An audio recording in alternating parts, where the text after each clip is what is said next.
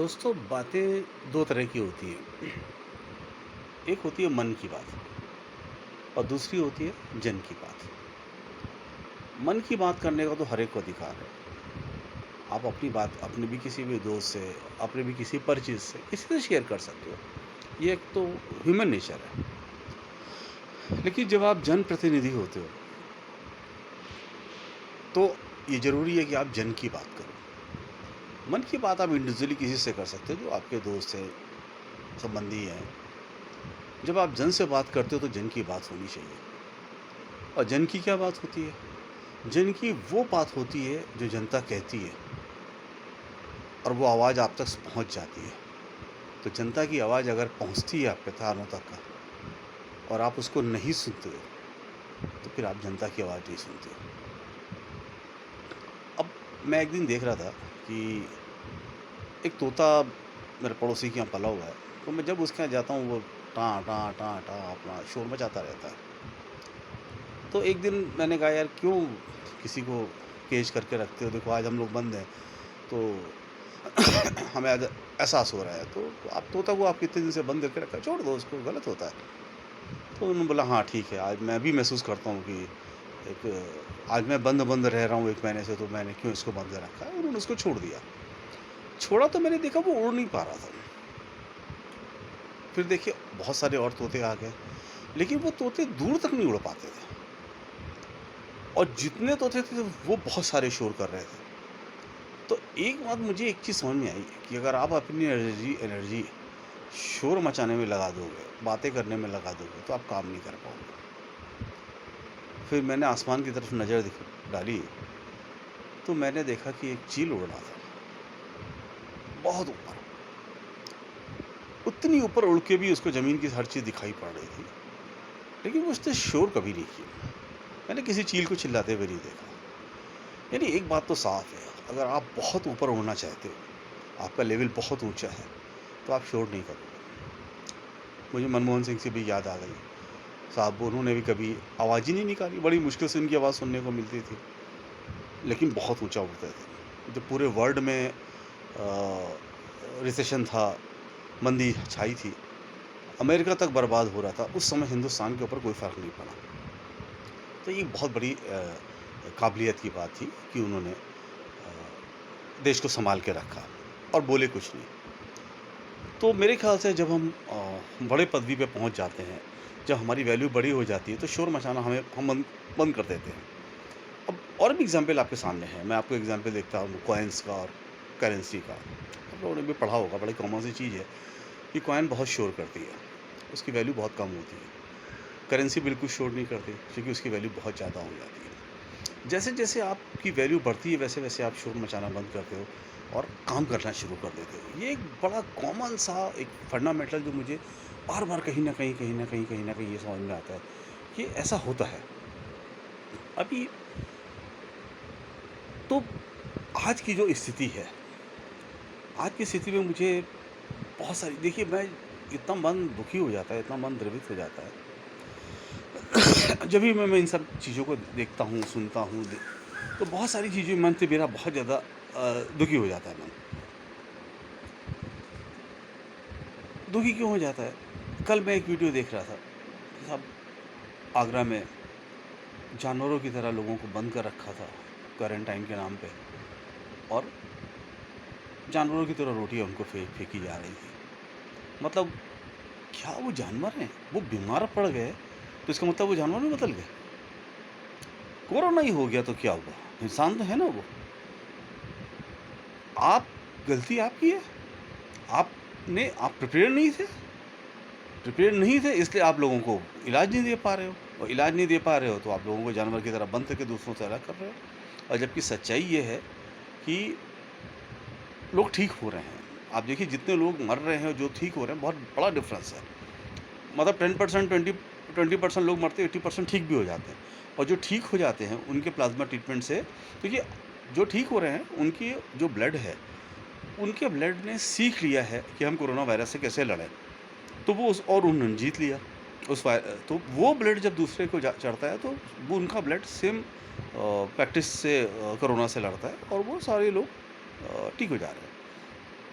तो हमारा क्या काम है कि हमारा काम है कि जो लोग क्वारंटाइन हो रहे हैं, आप देखिए उनके मस्तिष्क पे ऑलरेडी बहुत बड़ा प्रेशर है कि वो एक कोरोना बीमारी से ग्रसित हैं जिसका कोई अभी तक इलाज अ, हमारे पास मार्केट में नहीं आया है।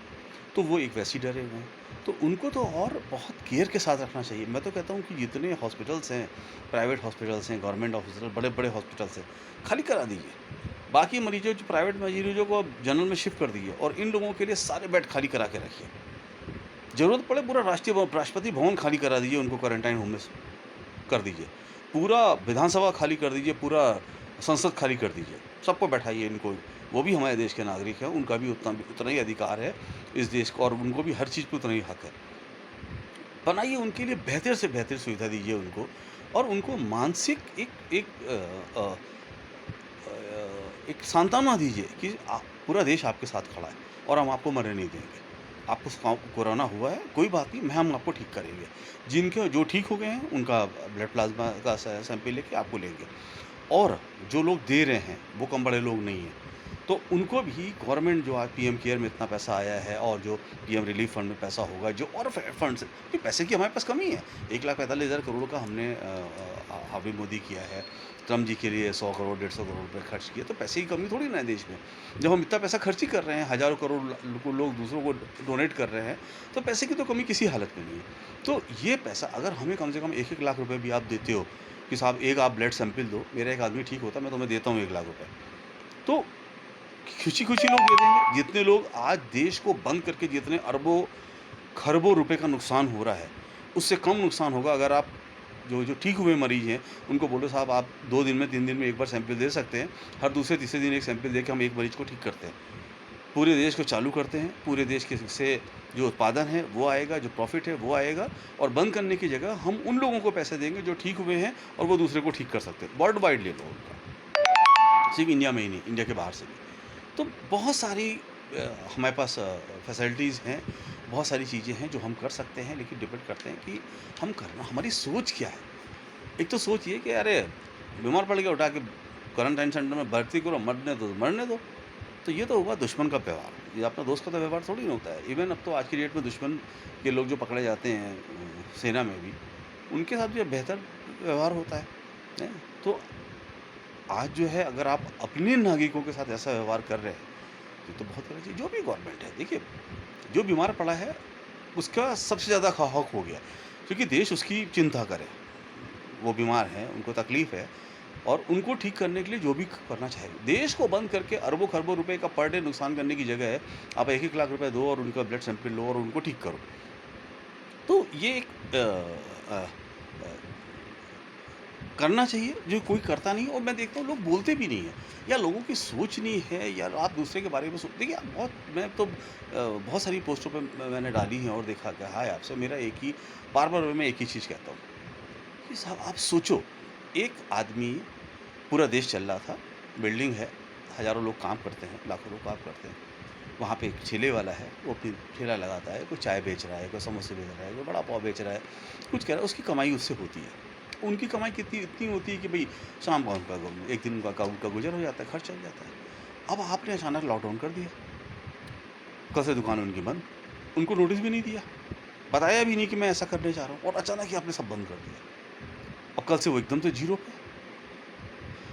चलो मैंने मान लिया हो सकता है 2-4 दिन का पैसा बचा के रखा हो, तो 14 दिन का लॉकडाउन, तो इतना तो मेरे ख़्याल से कोई डेली वाला जो है या वो मज़दूर जो सुबह निकलते हैं, दिन भर काम करते हैं, आपकी दिहाड़ी आपने ही मिनिमम वेजेस तय की है ती 250 ₹280 ₹300 तो ₹300 में वो पूरे परिवार को कैसे खाना चला हम कहते हैं एक ही बच्चा हो, हस्बैंड वाइफ है, ₹300 में 2 टाइम का खाना नाश्ता कैसे करेगा वो आदमी? चलो कर लिया उसने। तो आपने जब अचानक बंद कर दिया, तब वो पैसा कहाँ से लाएगा? उसके पास तो कोई डिपॉज़िट नहीं है। वो तो रोज़ कमाता है, रोज़ खाता है।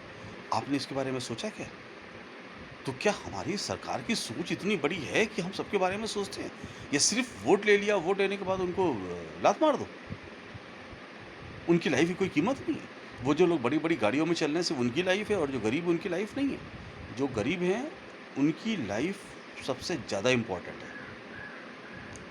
बराबर का हक है, सबके ब्लड में बराबरी जो बॉडी में बराबर ब्लड बह रहा है। ना अमीर और ना गरीब किसी में अंतर नहीं है।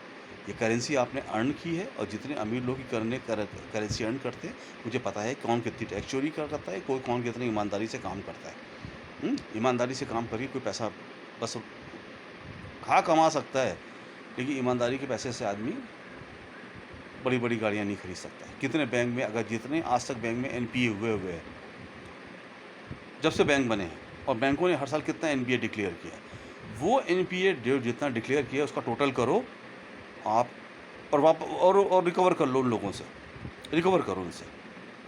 मैं कह रहा हूँ आपको 50 साल तक पूरे देशवासियों को एक भी पैसा इनकम टैक्स देना नहीं पड़ेगा, एक सिंगल पैसा। तो पैसा कहाँ गया? पैसा तो आप ही चुरा के लेके गए।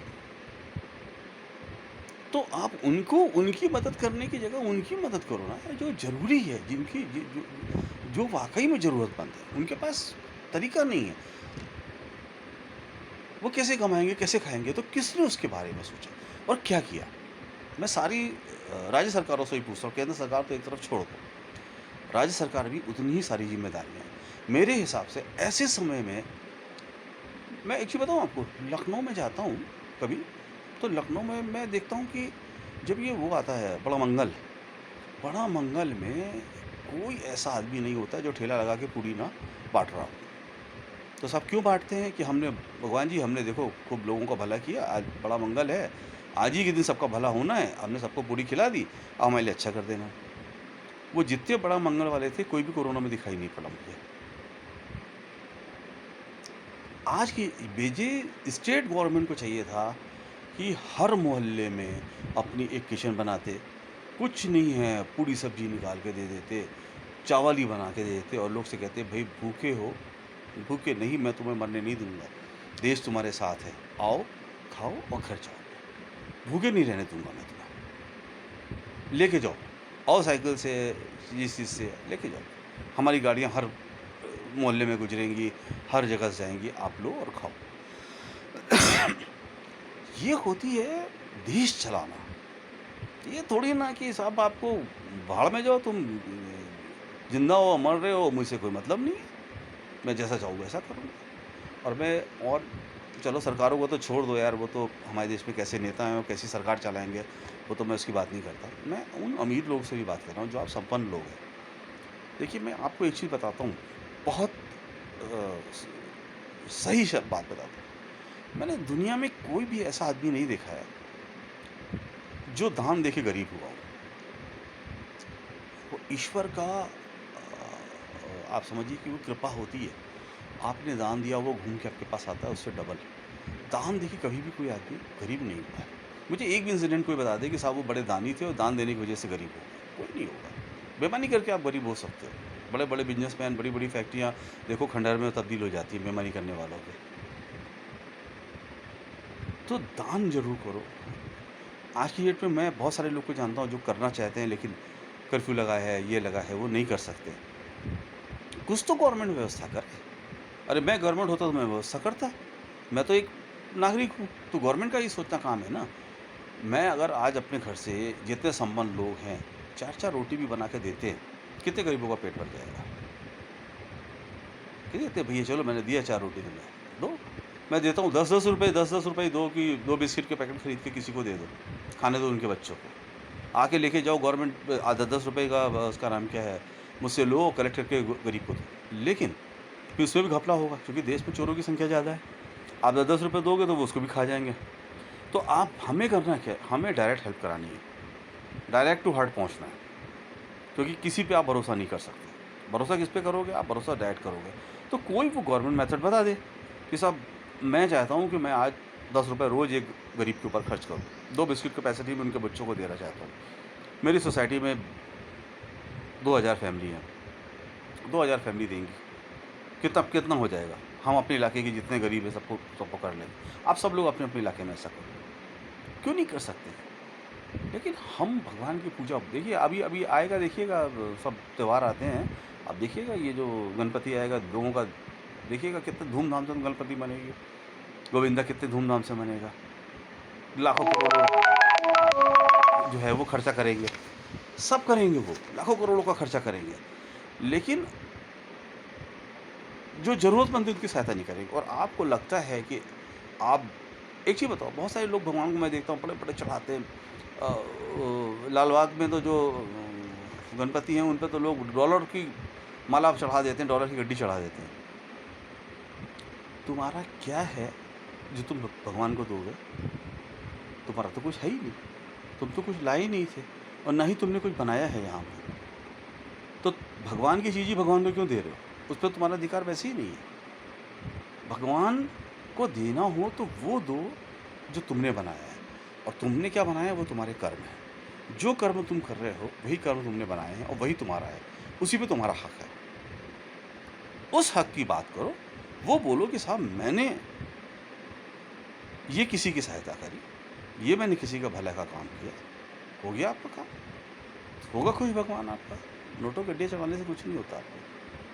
तो इस कूड़ समय में नंबर 1 तो जो सरकार कर रही है बिल्कुल गलत कर रही है, लॉकडाउन करके।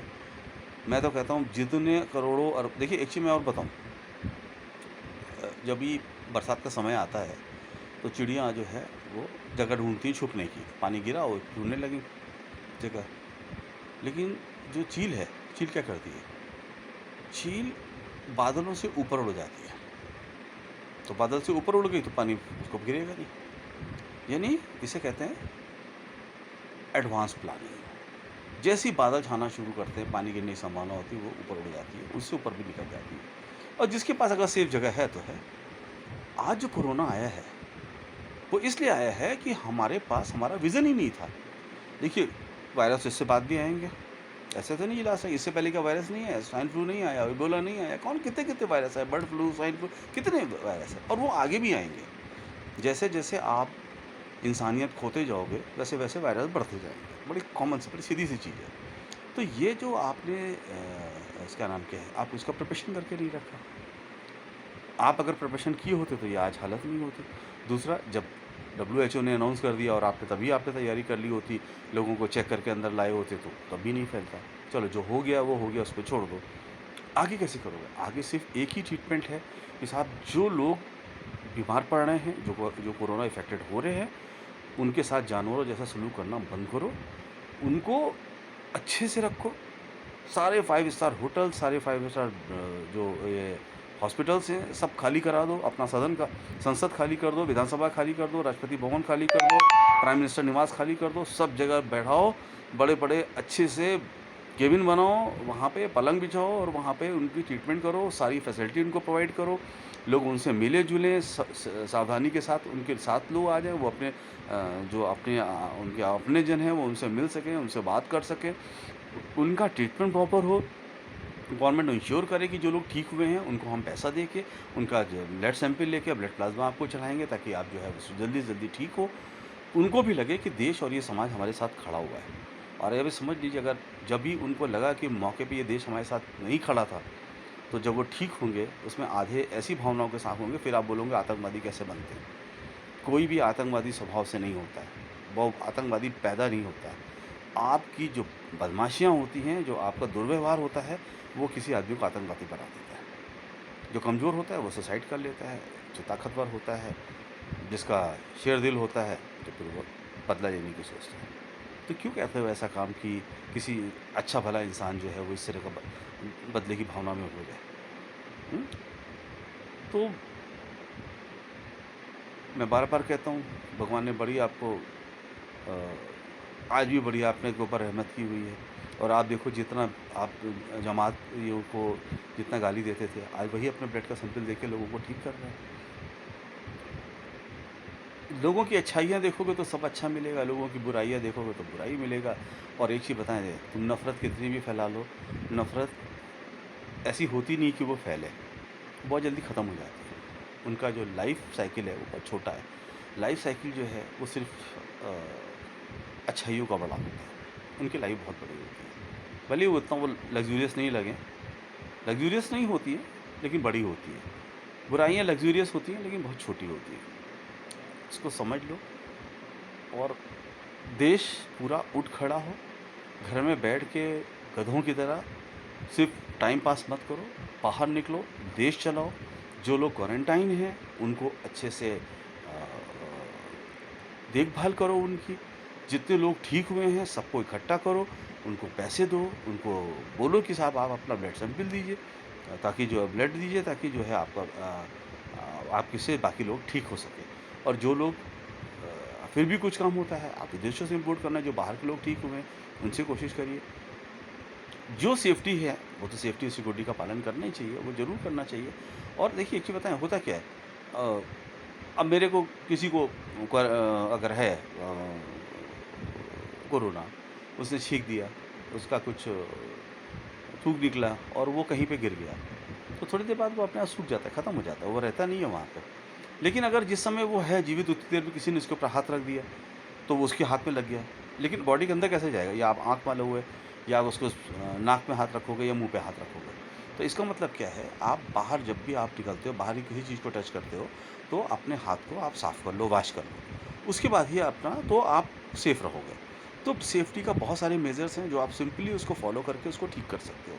इसमें ऐसी भी कोई चीज़ नहीं है। सरकार घबरा गई, घबरा के सब लॉकडाउन कर दिया, लेकिन देखो कितने लाखों करोड़ों रुपए का नुकसान हो रहा है, और कितने लोगों की जान अभी जाने वाली है, वो आपको अंदाज़ नहीं है। क्योंकि देखिए, एक गरीब था, उसने एक रोटी खा के काम चला दिया, आधी रोटी खा के काम चला लिया। लॉकडाउन आप बढ़ाते चले जाओगे तो वो गरीब मरता, कितने दिन उसका पैसा उसके पास है? सब खत्म हो जाएगा। और देश में बहुत ऐसा माहौल क्रिएट होगा, जो आप सोच नहीं सकते। ये खुशहाल जो देश था, हँसता-खेलता देश था, उसको वापस हँसता-खेलता देश बनाओ। कुछ जो दुर्व्यवहार होता है, जो बुराइयाँ होती हैं, उससे आपको कुछ मिलता नहीं है। जाने के बाद लोग आपके मिठाइयाँ बाँटते हैं कि चलो गया, हैं? लोग उसको आपको याद नहीं करते। ऐसे काम करके जाओ कि लोग आपको याद रखें। कोई धर्म, कोई देश, कोई सीमाएँ, कोई बाउंड्री कुछ नहीं होती है। सिर्फ़ इंसानियत है, और इंसानियत को इस समय वो मौका है, भगवान भी आपको टेस्ट कर रहा है कि आप इंसानियत से कितने काम आ रहे हो। उठ खड़े हो, लोगों को अपने साथ लो, बिना डरे, जो भी सुविधा, जो भी गरीब है उनको सहायता पहुँचाओ। और ये तो क्वारंटाइन जो हैं लोग हैं, उनको तो सरकार ही देखभाल कर सकती है, हम तो हर आदमी नहीं कर सकता है कुछ उसके लिए। लेकिन ये काम सरकार का सोचना है। आपको देश ने चुन के इतना बड़ी ज़िम्मेदारी है, वो आपका काम है। हाँ, हम अपनी लेवल पे जो कर सकते हैं, जो इंसान सिटीज़न है जो अपने लेवल पे जो कर सकते हैं, उनको ज़रूर करना चाहिए। स्पेशली गरीबों की बहुत देखभाल करो। ईश्वर वही आपका ये समय है, शायद भगवान ने हमें बहुत अच्छा समय दिया है, हमें अपनी पहचान बनाने का, और वो पहचान बनाओ।